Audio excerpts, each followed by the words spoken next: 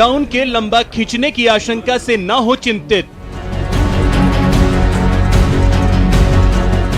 Lockdown का खालीपन साबित हो सकता है वरदान।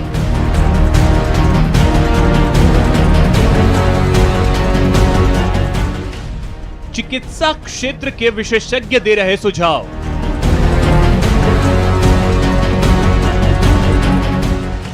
इम्यूनिटी बढ़ाने में करें लॉकडाउन का उपयोग।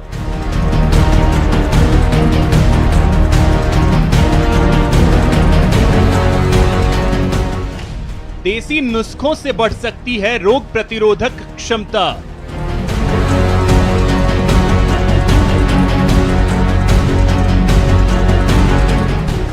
जीवन शैली में सामान्य बदलावों से बदल सकता है जीवन।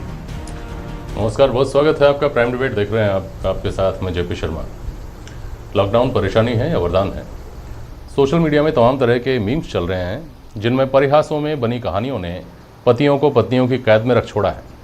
घर का काम, झाड़ू पोंछे, बर्तन को लेकर हर मिनट कोई नया जुमला शेयर किया जा रहा है।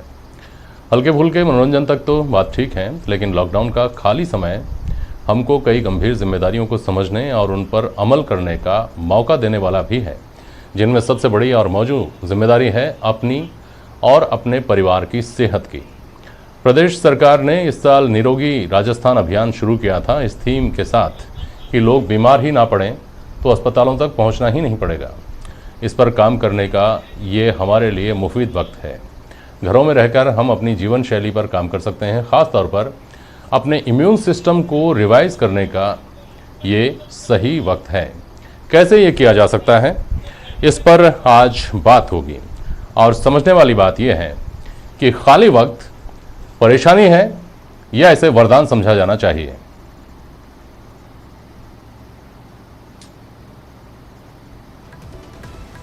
कमजोर इम्यूनिटी के लिए लाइफस्टाइल कितनी जिम्मेदार है?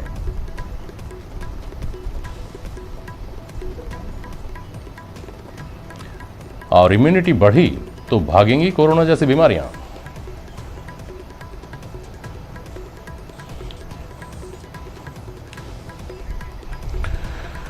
प्राइम डिबेट में आज हमारे साथ डॉक्टर पीयूष त्रिवेदी हैं। आप आयुर्वेद विशेषज्ञ हैं, राजस्थान विधानसभा में आप अपनी सेवाएं देते हैं। जाने माने होम्योपैथी चिकित्सक हैं डॉक्टर राजीव नागर हमारे साथ, और श्वास रोग विशेषज्ञ सुविख्यात चिकित्सक हैं डॉक्टर महेंद्र M.K. गुप्ता हमारे साथ। बहुत स्वागत है आप सभी का आज प्राइम डिबेट में। पहले पीयूष जी आपके पास आ रहा हूँ आज।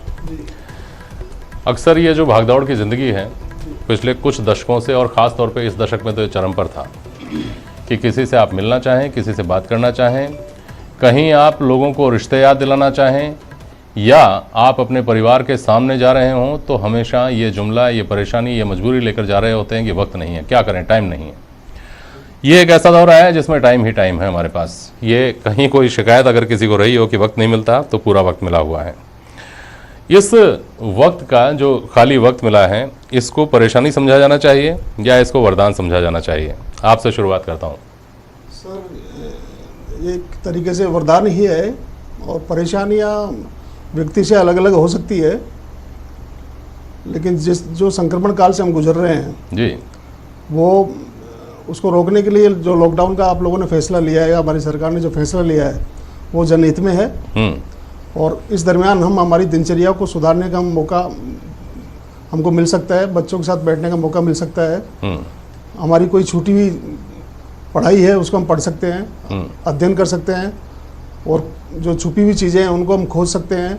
ठीक बात है। गूगल पर सर्च कर सकते हैं, जानकारी जुटा सकते हैं, बिछड़े हुए दोस्तों से मिल सकते हैं, टेलीफोन के जरिए, अपने मोबाइल के जरिए, वीडियो कॉलिंग के जरिए हमारी समस्या को शेयर कर सकते हैं। और साथ में इस बीमारी के लिए जो संक्रमण काल से हम गुजर रहे हैं, उस दौर में दिनचर्या को सुधारने का सबसे बढ़िया मौका है। और आयुर्वेद तो यही कहता है कि जिसकी लाइफ स्टाइल ठीक है उसको किसी प्रकार की बीमारी नहीं हो सकती है। तो जीवन शैली को हमको सुधारने का बहुत अच्छा अवसर है। तो हमारी शुरुआत दिनचर्या ब्रह्म मुहूर्त से आप शुरू कर सकते हैं। ब्रह्म मुहूर्त का मतलब होता है 4:30 से लेकर 5:30 बजे तक का। अच्छा। अगर आपकी शुरुआत सुबह उठने से होती है तो आपकी लाइफ का 20% आपकी जो लिविंग जीवन जीने का जो तरीका है उसमें कई चीज़ों में आपके सुधार होगा। मतलब और मनुष्य की अपेक्षा जो 7 बजे उठते हैं या 9 बजे उठते हैं उनसे आप बेहतर हैं। बेहतर अच्छा। क्यों है? क्योंकि जो 9 बजे उठ रहे हैं वो कफ के रोगी अधिकतर रहते हैं। और ये जो बीमारी है ये कफजन्य बीमारी के अंतर्गत मानी जाती है। जो कोरोना संक्रमण है कफ अच्छा। वाले रोगी को ज़्यादा होता है। ठीक है। जो डायबिटिक हैं वो भी लेट उठने वाली, जिनकी लाइफस्टाइल खराब है, या जो हृदय रोगी वो भी लेट उठते हैं क्योंकि देर रात तक कंप्यूटर पे वो लोग काम करते हैं। हाँ। तो एक तो उस स्थिति में हमको सुधार करने का मौका मिलेगा। और दिनचर्या की शुरुआत 4:30 बजे की बजाय अगर 5:30 से भी कर दो हाँ। तो भी आपको कोई दिक्कत नहीं है। सुबह उठ के आपको सिंपल सा काम करना है, गार्गल करने हैं। हाँ। एक गिलास पानी लें, उसको गर्म करें, उसमें आधी चम्मच नमक डालें, आधा चम्मच हल्दी डालें और अच्छी तरह घोल लें उसको और इससे गरारे करें। आपकी शुरुआत इससे हो तो आपका जो कच्चा कफ है वो बाहर निकल जाएगा और आपका गला बिल्कुल ठीक होगा और किसी प्रकार के संक्रमण का आपका खतरा नहीं होगा और आप बचे रहेंगे। बिल्कुल ठीक है। एनी फ्लू से आप बचे रहेंगे, हर प्रकार के फ्लू से आप बचे रहेंगे। उसके बाद में आपकी नियमित जो दिनचर्या शुरू होती है नहाने से लेके और आपके भजन पूजन तक, या जो भी आप आध्यात्मिक रूप से जुड़े हैं उसमें आप घंटे भर की रीडिंग आप कर सकते हैं। ये आपको मौका मिल जाएगा। और कुछ जो जानकारी आपके शरीर के बारे में आपको नहीं है हाँ। तो शांत बैठे हुए माहौल में आप ध्यान भी कर सकते हैं। ठीक बात है। तो ध्यान से भी आपको वो चीज़ मिलेगी। तो सदुपयोग हमको करना चाहिए और ये वरदान ही है क्योंकि कम से कम आदमी को खुद के लिए तो मौका मिला, कम से कम खुद के लिए तो सुधारने का मौका मिला। ठीक है, पब्लिक के लिए तो हम काम करते ही आए हैं। ठीक ठीक है, मैं वापस आऊँगा। जी समझ। खान पान में, आहार में, बाकी चीज़ों में किस तरह की सावधानियां रख करके हम अपने आप को तैयार कर सकते हैं नए दौर की जो ये स्वास्थ्य संबंधी चुनौतियां आ रही हैं इनके लिए, इस पर मैं और बात करूंगा आपसे। राजीव नागर साहब, आपसे भी ये समझना चाह रहा हूँ कि इस समय का उपयोग किस तरह से किया जा सकता है, ख़ास तौर पर हमारा जो इस वक्त का हमारी जो लाइफ स्टाइल है, हमारा जो खाना पीना है, हमारा जो सोशल इंटरेक्शन है, जिस तरह की आदमी की लाइफ में चुनौतियां हैं जो उसको दिमागी तौर पर स्ट्रेस की तरफ लेकर जाती हैं, उसके दिमाग पर बहुत तरह के दबाव होते हैं, इन सब चीज़ों से बचने के लिए एक वक्फा चाहिए होता है आदमी को। वो वक्फा शायद अभी मिला है। सोचने का एक वक्त चाहिए होता है, वो सोचने का वक्त मिला है। किसी काम की शुरुआत करने का एक वक्त चाहिए होता है, वो वक्त अभी मिला है। कैसे इसका बेहतर सदुपयोग किया जा सकता है? इसका अच्छे से बेहतर उपयोग किया जा सकता है क्योंकि आज की आप जैसे बता रहे थे कि भागम भाग की ज़िंदगी में लोगों को टाइम नहीं है, कभी हम घर पे टाइम नहीं दे पा रहे, अपने प्रोफेशन में या अपने वर्क प्लेस पे बिजी रहते हैं। तो इसमें जो अपन को ये जो समय इतना मिला है ये एक तरीके से वरदान है अपने लिए, क्योंकि लोगों की इम्यूनिटी कम इसलिए भी हो रही थी, लोग साइकिल लेवल पे ज़्यादा बीमार होते जा रहे थे क्योंकि साइकिल की स्ट्रेंथ गेन नहीं कर पा रहे थे। हाँ। क्योंकि टाइम ही नहीं है। हाँ। मतलब साइकिल की स्ट्रेंथ एक ही चीज़ से आ सकती है, वो उसके लिए मेडिटेशन किया जाए, मैक्सिमम अध्यात्म से जुड़ा जाए, मेडिटेशन किया जाए घंटों तक। इस तरीके से मेडिटेशन बैठते हो तो आप रिटेन कर सकते हैं। अदरवाइज आपको 2 मिनट कंडीशनली अपन लोग भागम भाग की ज़िंदगी में परमात्मा को याद करते हैं कि मैं ये काम हो जाए मेरा और मैं नहीं, मतलब 2 मिनट के लिए चलते चलते कई तो मैंने ऐसे देखे हैं जो रास्ते में चल रहे हैं, कोई मंदिर आ गया तो बस हो गया काम।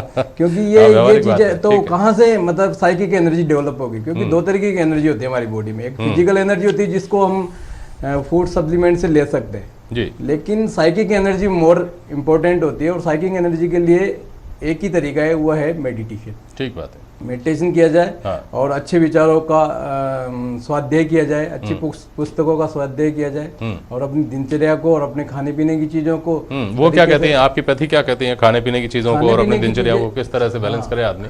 खाने पीने की चीज़ें में ये 2 चीज़ें हैं कि 2 तरीके के फूड होते हैं। एक ये एसिडिक फूड होता है और एक होता है एल्कलाइन फूड। तो हमारा जो बॉडी हेल्दी ह्यूमन बॉडी है उसका जो pH होता है ना वो 7.4 एल्कलाइन होता है। तो जितना बॉडी जब भी आपका स्वस्थ रहेगा जब आपकी बॉडी में एल्कलाइनिटी ज़्यादा होगी, तो जितनी ज़्यादा एल्कलाइनिटी होगी उतना ज़्यादा बॉडी स्वस्थ रहेगा, इम्यूनिटी स्वस्थ रहेगी। तो हमको चाहिए कि हम ज़्यादा से ज़्यादा एल्कलाइन फूड लें। एल्कलाइन फूड में जो शाकाहारी हमारे तो वैसे भी भारत में ये शाकाहारी का प्रचलन ज़्यादा है और शायद इसीलिए मैं मानता हूँ कि हम लोग बचे हुए हैं, क्योंकि जिस तरीके की यहाँ आबादी है उसमें ये जो कंटामिनेशन चल रहा है, संक्रामक रोग, वो तो बहुत मुश्किल है। ये कोई अपन को एक दिव्य शक्ति बचाए हुए है कि हम लोग इतने प्रभावित नहीं हो रहे। हाँ। तो एल्कलाइन फूड हमको ज़्यादा लेना चाहिए और एसिडिक फूड टोटली अवॉइड करना चाहिए। मतलब ये जो नॉन वेज है या ओनियन गार्लिक है, ये जो मतलब इधर से मिठाई वगैरह जो मिल्क प्रोडक्ट है ये भी एसिडिक में आते हैं, क्योंकि फैटी एसिड होते हैं ना इनमें, तो इनको डाइजेस्ट होने में बॉडी को बहुत, डाइजेस्टिव सिस्टम को काफ़ी वर्क करना पड़ता है। लेकिन हमारे यहाँ तो कहा जाता है कि दूध पीना चाहिए, छाछ पीना चाहिए, खाने के बाद में छाछ पीनी ही चाहिए। नहीं, छाछ पीनी चाहिए, लेकिन दही, जैसे दही है, पनीर है, ये कम यूज करना चाहिए, क्योंकि इतना प्रोटीन का अपन को जरूरत नहीं होती, क्योंकि कंजप्शन तो इतना होता नहीं ना। फिजिकल वर्क तो है नहीं, लोगों का मेंटल वर्क है। नहीं तो फिजिकल वर्क नहीं है। और ये तो अभी एक मार्केटिंग वो चला गया कि आप ये पियो और वो पियो, प्रोटीन सप्लीमेंट। आप देखेंगे 25 ईयर बैक जाएंगे अपन, तो कोई सप्लीमेंट नहीं चलते थे। नहीं, सिंपल अपनी जो चीजें आती थी नेचुरली, उन्हीं को हम लोग यूज किया करते थे। पर ये, और इतनी जरूरत होती नहीं है बॉडी को कि जितना प्रोटीन, क्योंकि प्रोटीन जो एक्सेस प्रोटीन है वो बॉडी में एंड्यू प्रेशर क्रिएट करता है, ब्लड प्रेशर क्रिएट करेगा, कई सारे एमिनो एसिड्स बॉडी को जो डाइजेस्ट नहीं कर पाती, तो उनको बाहरी इस तरीके से लेना ठीक नहीं है। तो एल्कलाइन फूड ज़्यादा लिया जाए, जो हल्के एल्कलाइन फूड का मतलब वो है जो खाद्य पदार्थ अपने ही रस में पच जाए, जिनको पचाने के लिए डाइजेस्टिव सिस्टम को वर्क नहीं करना पड़ेगा, जो अपने रस में पच जाए और दूसरों को ही पचा दे। अच्छा, ये तो एल्कलाइन फूड ज़्यादा बेनिफिशियल है इस मतलब जो इम्यूनिटी के अपने बढ़ाने के लिए। बिल्कुल ठीक है, ये ठीक है। इस पर ये आहार पर मैं आपके पास आ रहा हूँ पीयूष त्रिवेदी जी। डॉक्टर एम के गुप्ता साहब, इस बात को लेकर के पैथीज में ना इत्तेफाक हो सकता है कि सुबह कितने बजे उठा जाए, लेकिन इस बात को लेकर के सर्वमान्य ये सत्य होगा कि आदमी को अपनी इम्यूनिटी बढ़ाने के लिए, अपने शरीर को स्वस्थ रखने के लिए खाना पीना, सोना, उठना, बैठना, रहना, कुल मिलाकर वो कैसा होना चाहिए, ये कमोबेश सारी पैथीज एक तरह से ही मानती हैं। एलोपैथ के आदमी होने के नाते और श्वास रोगों के आप विशेषज्ञ हैं, एलर्जी के आप विशेषज्ञ हैं। एलर्जी इस वक्त दुनिया में सबसे बड़ी एक चुनौती की तरह है, हर दूसरा आदमी एलर्जी की बीमारी से ग्रस्त है। तो ये समझाइए कि ये जो वक्त है, इस वक्त का जो टाइम है, इसमें घरेलू चीज़ें वो क्या हो सकती हैं, वो डूज और डोंट्स क्या हो सकते हैं जिनका ख्याल रख के हम अपने आप को और सेहतमंद बना सकते हैं। देखिए, इम्यूनिटी जो है वो बॉडी के लिए सबसे ज़रूरी चीज़ है। अगर इम्यूनिटी अच्छी है तो आपको काफ़ी बीमारियां जो कि सीजनल जिसको हम कहते हैं, ऐसी बीमारियां वो काफ़ी दूर रहती है, उसमें आप बहुत जल्दी चपेट में नहीं आते हैं अगर आपकी इम्यूनिटी पावर अच्छी है। अब बात करते हैं कि इम्यूनिटी को बढ़ाया कैसे जाए, इस समय का कैसे उपयोग किया जाए, या हमारी आगे की लाइफ में या उसको हम कैसे यूज़ करें कि हमारी इम्यूनिटी बनी रहे जी। तो उसके लिए सबसे पहली चीज़ मैं बताना चाहूँगा कि स्लीपिंग टाइम वो मिनिमम आपका 6 आवर तो होना ही होना चाहिए। 6 घंटे से कम की नींद आपकी लाइफ में कभी नहीं होनी चाहिए। इस वक्त वो तो पूरा हो रहा है डॉक्टर साहब, 12-12 घंटे सोना पड़ रहा है वो आगे भी रखना है। वो जो भागदौड़ की जिंदगी में हम छोड़ चुके थे, जो हमें पता ही नहीं था कि हम कितने घंटे सो रहे हैं, सो भी रहे हैं कि नहीं सो रहे हैं, मतलब लगता है कि सोए हैं, पता चला कि पूरी रात ही नींद नहीं आई हमें। तो वो जो है स्लीपिंग सबसे मस्ट है, ताकि हमारा ब्रेन और हमारे जो हार्मोन्स है वो एक रेगुलर वे में, एक कंट्रोल वे में निकलते रहे, सीक्रेट हो और वो हमें कंट्रोल करे। दूसरा जो आता है खान पान पे जो हम मानते हैं कि इम्यूनिटी, जो हमारी मेडिकल साइंस के हिसाब से 3 विटामिन हमारे लिए बहुत ज़रूरी है इम्यूनिटी बढ़ाने के लिए। विटामिन सी, विटामिन B6 और विटामिन ई। ये तीनों के तीनों विटामिन ऐसे हैं जो बॉडी की इम्यूनिटी को बढ़ाते हैं, इसको बूस्टर करते हैं। तो इनको कैसे हम करें कंप्लीट? जो विटामिन सी है वो मैक्सिमम सिट्रस फ्रूट से मिलते हैं। अच्छा। सिट्रस फ्रूट जो हमारे लेमन है, ऑरेंज है, ग्रेप्स हैं, ये चीज़ें हमको हमारे खान पान में यूज़ करना चाहिए। एक कंट्रोल वे में हम इसको रेगुलर यूज़ करें, ताकि हमारी विटामिन सी की कमी पूर्ति बनी हो जाए और हमारा इम्यूनिटी डेवलप हो जाए। दूसरा आता है विटामिन B6 जो विटामिन है वो भी एक हमारी जो वेसल्स है या जो हमारे पे उसको मेंटेन रखता है, और उसके लिए बेसिकली ये नॉन वेज में ज़्यादा मिलता है। और वेज अगर वेजिटेरियन है उनके लिए ये जो अपनी ग्रीन वेजिटेबल्स होती है उसमें भरपूर मात्रा में होता है। तो विटामिन B6 की कमी हम ग्रीन वेजिटेबल से पूरी कर सकते हैं, जो हमारी नॉर्मल डाइट में होना चाहिए, यानी एक समय के खाने में ग्रीन वेजिटेबल्स होनी ही चाहिए। और तीसरा आता है हमारा विटामिन ई। ये भी एक हमारा इम्यूनिटी का सबसे अच्छा विटामिन है, जो पूरी स्किन को और हमारी जो एलर्जिक जो कंपोनेंट है उनको कंट्रोल करता है विटामिन ई। उसके लिए जो सबसे महत्वपूर्ण चीज़ है वो है नट्स। जो हम नट्स होते हैं जिसमें बादाम है और काजू है, ये चीज़ें हमको थोड़ी यूज करनी चाहिए। और वेजिटेबल्स भी इसमें आती है, जो दूसरे की वेजिटेबल्स वो भी हमारी इनको कंप्लीट करता है विटामिन ई को। तीसरी आपने पूछा कि क्या नहीं करना चाहिए, वो सबसे बड़ी इंपॉर्टेंट चीज़ है। अभी खाली समय में आप लोगों को थोड़ा सा लगेगा, अभी खाली समय में लोग इसका गलत यूज भी कर रहे हैं। देखो, बनाने का शौक सबको रहता है, अभी परिवार के साथ रह रहे हैं, माँ बाप भाई बहन सब रह रहे हैं, तो सबको कुछ न कुछ नई डिश, कभी क्या बन रहा है, कभी पराठे बन रहे हैं, कभी गोलगप्पे बन रहे हैं, कभी क्या बन रहे हैं, कभी रसगुल्ले, कभी गुलाब जामुन। ठीक है, एक शौकिया तौर पे आप बना के खा सकते हैं, लेकिन इसका बहुत ज़्यादा यूज़ ना करें। ऐसा नहीं हो कि हमारे इस 15-20 दिन के लॉकडाउन में हमारा वेट बढ़ जाए या हमारा वो और बीमारियां कंट्रोल नहीं हो, क्योंकि वेट बढ़ते ही हमारी 3 बीमारियां साथ आ जाएगी। डायबिटीज़ कंट्रोल नहीं होगी, हाइपरटेंशन कंट्रोल नहीं होगा, हमारा स्लीप एपनिया कंट्रोल नहीं होगा। तो वेट का विशेष ध्यान रखें। आप खा सकते हैं एक लिमिटेड अमाउंट में, एक शौकिया तौर पर, लेकिन उसको रेगुलर और बहुत ज़्यादा फैटी और ऑयली आइटम आप न लें। ये सबसे बड़ा सुझाव है। ठीक बात है, बिल्कुल सही है, बहुत महत्वपूर्ण बात कही आपने। और पीयूष त्रिवेदी जी, आयुर्वेद क्या कहता है खाने पीने के बारे में, ये मैं आपसे समझना चाहूँगा। जो चीज़ें अभी घर पर उपलब्ध हैं उनमें से किन चीज़ों का ज़्यादा इस्तेमाल करना चाहिए ताकि सेहतमंद रहें, किन चीज़ों का इस्तेमाल नहीं करना चाहिए ताकि सेहत ना बिगड़े? आयुर्वेद 3 सिद्धांत पे काम करता है, आहार, विहार और निद्रा। आपने क्या खाया, उसको कैसे पचाया और उसके बाद आपको नींद कैसे आई। हाँ। ऐसा आहार लें जो संतुलित हो जी, जो सुखपूर्वक पच जाए, मतलब आंतों को ज़्यादा जोर नहीं पड़े, मतलब चबा चबा के खाना है, एक तरीके से पीने लायक हो जाए वो, घटकने लायक। ऐसा भोजन धीरे धीरे चबा के आप करेंगे। और जो षडरस युक्त हो, मधुर, अम्ल, लवण, कटु, तिक्त और कसाय, ये सारी चीज़ें रसोई के अंदर हमको मिल जाती है। जो हमारा भोजन का पुराना सिस्टम है जी, जो संतुलित भोजन, जो सिंपल दाल रोटी बनती है, उसके अंतर्गत ये चीज़ें आ जाती है। तो सुबह छिलके, मूंग के छिलके की दाल का सेवन आप कर सकते हैं, हल्के से चावल आप काम में ले सकते हैं, साथ में 1 चम्मच घी और 1 चम्मच बूरा, तो ये आपके षडरस की पूर्ति करेगा। साथ में अगर आपको गले में कोई खराश रहती है तो दाल के अंदर आप गाय का घी 1 चम्मच लें तो तुरंत गले की खराश ठीक होगी, या सूखी खांसी अगर आपको चल रही है वो भी ठीक होगी। उसके बाद में आपका सेकंड नंबर आता है विहार।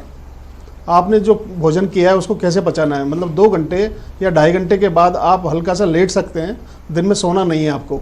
अच्छा, आप चहलकदमी कर लें, बैठ लें, हल्का सा लेट लें, झपकी बैठे बैठे ले सकते हैं, ये विहार के अंतर्गत आता है।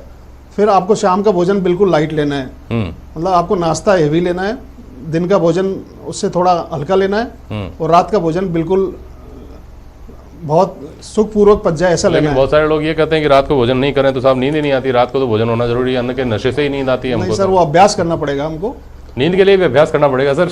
हाँ, वो अभ्यास अच्छा, वो कैसे होगा वो भी बताइए। हाँ बिल्कुल, आप दिनचर्या की शुरुआत जो मैंने पहले बताई थी आपको, वहीं से शुरू करना पड़ेगा इसको। सुबह जल्दी जब उठ पाओगे, जब आप रात का, शाम का जो भोजन आपने 7 बजे किया और आप 2 घंटे बाद या 2.5 घंटे बाद आपको नींद आना शुरू होती है, तो 10 बजे तक आप कंप्लीट सो जाएं और 6 या 7 घंटे की पूरी नींद ले लें, तब जाके आप 5:30 बजे उठ पाओगे। अच्छा, और ये चक्र चलेगा तो आपको सप्ताह भर या 2 सप्ताह इस कार्यक्रम में लगेंगे, तो आपके भोजन का जो खाने पीने का तौर तरीका वो भी सुधरेगा और उनको पचाने का तरीका भी आप सीखेंगे। और साथ में कुछ योग प्राणायाम आप साथ में कर लें अगर सुबह उठ के, तो आपके जो अंदर की पेट की अग्नि है, जठराग्नि, उसको भी उसमें बल मिलता है और आपके एनर्जी बूस्टर का वो काम करता है। और साथ में रोग प्रतिरोधक शक्ति बढ़ाने वाला वो कार्य होता है, क्योंकि लंग्स की इसके अंदर एक्सरसाइज होती है। लंग्स की एक्सरसाइज होने से क्या है, दूषित जो कार्बन डाइऑक्साइड है वो बाहर निकलेगी और ऑक्सीजन का लेवल बढ़ेगा और फेफड़े को ऑक्सीजन रखने के लिए ज़्यादा जगह मिल जाएगी। तो ये तीनों कार्यक्रम आपको भोजन के, खान पान से, उसके सुधार से और नींद से ही संभव है। अच्छा, तो इस फ्री टाइम में बैठ करके हम तीनों चीज़ों को सीख सकते हैं। और सीखना कुछ नहीं है, क्योंकि गीता के अंतर्गत अध्याय 2 में जी 11वें श्लोक में अर्जुन को कहते हैं कि आदमी खुद ही करता है इस चीज का, आदमी खुद ही नियामक है, वो जानता है कि मेरे लिए क्या हित है और क्या अहित है, ठीक, और क्या हितकारी भोजन है, क्या हितकारी भोजन है। आदमी खुद ही दोषी है बीमार होने के लिए। तो जागृति तो खुद को ही लानी पड़ेगी, उसमें न तो कोई आपके उपाय काम करेंगे, न सरकार काम करेगी, न और कोई काम करेगा। तो आपके लिए क्या उपयोगी है तो आपको जानकारी होनी ही चाहिए। ठीक बात। राजीव नागर साहब, जैसे आयुर्वेद का एक सामान्य सिद्धांत, एक सामान्य औषधि हर आदमी आमो खास जानता है कि भाई त्रिफला का सेवन हमेशा करना चाहिए, उसका कॉम्बिनेशन कुछ अलग अलग होता है, पीयूष जी कभी फिर किसी अगली चर्चा में बताएंगे डिटेल में। ऐसे ही क्या इस तरह की होम्योपैथी की दवाएं हैं जो आदमी के इम्यून, जो आदमी बिना बीमार हुए भी जिसको लेना चाहिए और वो आदमी की इम्यूनिटी लेवल को बढ़ाती है, उसको और सेहतमंद बनाती हैं? क्या इस तरह की प्रिकॉशंस भी हैं? नहीं, ऐसी दवाइयाँ होम्योपैथी में है, क्योंकि होम्योपैथी का जो बेस है ना जी, वो हेल्थ का मतलब होता है कि जो स्वास्थ्य का मतलब है कि जो 100 में स्थित हो। 100 में स्थित होने का मतलब यह है कि वो बैलेंस, हेल्थ बैलेंस फिनोमिना है जी। तो कहीं ना कहीं बायोलॉजिकल एरर आता है, तो अब आपका इम्बेलेंस होता है बॉडी में और अपन को मैनिफेस्टेशन होने लगते हैं कि जैसे किसी भी रूप में, थकान के रूप में या किसी रूप में। हाँ। तो ये चीज़ें फिर उसका जब पैथोलॉजिकल टेस्ट कराते हैं तो कैल्शियम की कमी आती है, आयरन की कमी आती है, जो आज हम नंबर ऑफ केसेज में देख रहे हैं। हाँ। हर कोई बंदे को विटामिन डी डेफिशिएंसी हो रही है, विटामिन B12 की डेफिशिएंसी, नंबर ऑफ केसेज बढ़ रहे हैं, जबकि इंडिया में तो ये विटामिन डी तो बढ़ना ही नहीं चाहिए ना, मतलब क्योंकि यहाँ तो सोलर का इतना जबरदस्त है। ये कोल्ड कंट्रीज की डिजीज पर इंडिया में काफ़ी हावी हो रही है। अभी हम देख रहे हैं नंबर ऑफ केसेज, जिसको भी देखो उसको विटामिन डी डेफिशिएंसी। तो ये बेसिकली बायोलॉजिकल एरर आ रहा है बॉडी में। कहीं ना कहीं हमारा जो जैविक क्रियाएं हैं, जो खाने के बाद जो जैविक क्रियाएं होती है, जो बॉडी के अंदर एक सिस्टम है कि उसमें डाइजेशन होता है, वो एब्जॉर्ब होता है, एसिमुलेट होता है, ट्रांसपोर्ट होता है, एक जगह से दूसरी जगह जाता है। डाइजेस्टिव सिस्टम से जो फूड पार्टिकल्स हैं वो दूसरी जगह मिनरल्स वगैरह सब ट्रांसफर, ये बॉडी के अंदर एक इन सब का एक सर्किट है। हाँ। तो कहीं ना कहीं इसमें एरर आता है। उस एरर को यदि एक ऐसी दवा सेलेक्ट की जाए जो उस बैलेंस को ठीक कर दे, हाँ। तो वो होम्योपैथी में है और वही दवा उसके इम्यून सिस्टम को स्ट्रॉन्ग करेगी। और अच्छा। वही एक तरीका है कि वो पर्सन टू पर्सन डिपेंड करता है कि इसमें किस तरीके का एरर आया है और किस तरीके के सिम्टम इसकी बॉडी दे रही है। वो इंडिविजुअलाइज कस्टमाइज करना पड़ता है हमको पेशेंट को कि वो किस तरीके का पेशेंट है। हाँ, लेकिन वो किया जा सकता है, वो किया जा सकता है। ठीक है। Doctor M.K. गुप्ता जी, एक महत्वपूर्ण बात यह भी है, अभी समय बस थोड़ी देर बची हमारे पास डिबेट में, अभी जो कई तरह के भ्रम हैं या गलत मैसेज हैं या सही हैं पता नहीं, ये कहा जा रहा है कि एसी ना चलाएं, गर्मियाँ बढ़ने लगी हैं। क्या वाकई एसी कोरोना की शरणगाह बना हुआ है, या गाड़ी अगर कहीं बाहर निकल रहे हैं, आप आवश्यक सेवाओं के तहत आते हैं तो गाड़ी के शीशे खुले रखें या बंद रखें? मास्क लगाना खुद के लिए महत्वपूर्ण है, या मास्क आप लगा रहे हैं तो आप दूसरे व्यक्ति की जान की रक्षा कर रहे हैं? इस तरह की बहुत सारी चीज़ें हैं कोरोना से जुड़ी हुई, उनके बारे में बहुत संक्षेप में बताइए प्लीज़। हाँ, देखिए, जो एसी की बात कर रहे हैं अपन कि एसी भी चलाना चाहिए नहीं चलाना चाहिए, जो एसी का भी जो मौसम है ये बड़ा बदलता हुआ मौसम इसको मानते हैं अपन कि सर्दी से गर्मी की तरफ जा रहे हैं, तो इस समय हमारे सीजनल बीमारियां और एलर्जिक बीमारियां काफ़ी बढ़ जाती है। तो अगर उस संदर्भ में देखते हैं तो अभी भी एसी को थोड़ा हमें कम चलाना चाहिए, हमारा टेम्परेचर अभी थोड़ा सा हाई रखना चाहिए। लो करने पर हमें ये बीमारियाँ बढ़ती है। विशेष रूप से अब कोरोना की बात करें तो कोरोना वायरस का जो है वो भी कहते हैं कि ये ठंड में यानी कि कोल्ड में ज़्यादा रहता है। हाई टेम्परेचर पे इसका थोड़ी इन्फेक्टिविटी कम हो जाती है, लेकिन लो टेम्परेचर इसके लिए सबसे बेस्ट होता है। यानी ऐसे कहें कि 4 से 8 डिग्री तो इसके लिए सबसे वरदान है। तो अगर हम इस समय पे जब हमारा कोरोना का इस संक्रमण की दौर से गुजर रहे हैं, तो मैं कहना चाहूँगा कि अभी एसी का उपयोग कम से कम किया जाए। बहुत ही ज़्यादा स्थिति ऐसी हो जाए कि हमें बिल्कुल घुटन और ऐसा लग रहा है तो अपन थोड़ी देर के लिए चला के कमरे को ठंडा कर लें, अदरवाइज इसको बंद रखें। दूसरी बात अपन करते हैं कि अपन गाड़ी में चलते हैं, इस समय चल रहे हैं, तो अभी जो आपको बताया कि गाड़ी में शीशा खोलने बंद करने का ऐसा कोई कंसेप्ट नहीं है, क्योंकि ये जो बीमारी है ये एयर से कोई इसका लिंक नहीं है, एयर पोलियो नहीं है, ये बेसिकली ड्रॉपलेट इन्फेक्शन है। लेकिन अगर हम बाहर की हवा आती है, बाहर से कोई भी चीज़ अंदर आती है तो हमें इन्फेक्शन होने की संभावना बढ़ जाती है, क्योंकि इस समय पोलन्स का जो लेवल है वो भी काफ़ी हाई है। तो वो पोलन्स की वजह से हमें जो एलर्जिक पेशेंट है, एलर्जिक अस्थमेटिक है, उनको ये अटैक आने की संभावना या उनको एलर्जिक होने की संभावना बढ़ जाती है। तो कम से आप शीशे को बंद रखें तो ज़्यादा ठीक है। और तीसरा आप जो आपका था कि ये मास्क का यूज़ करें। मास्क बेसिकली 2 पर्पज़ से लिए बनाया गया है। एक तो वो जो इन्फेक्टेड है उसको तो हमें ट्रिपल लेयर या 3M मास्क, इसको N95 कहते हैं, वो ज़रूरी होता है पहनना, ताकि उसके वो दूसरों को नहीं पहुँचे।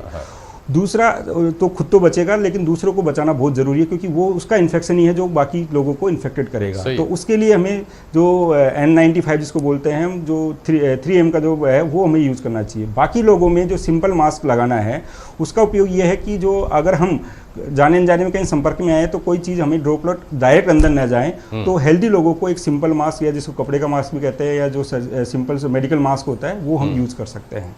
ठीक है। इस तरह की जो ज़रूरी चीज़ें हैं, जानना क्या करना है और क्या नहीं करना है, इस पर यह कोरोना वॉर के दौरान हमारी बातचीत आगे भी होती रहेगी। प्राइम डिबेट में आज के लिए बस इतना ही। आप सभी लोगों का बहुत बहुत शुक्रिया। नमस्कार।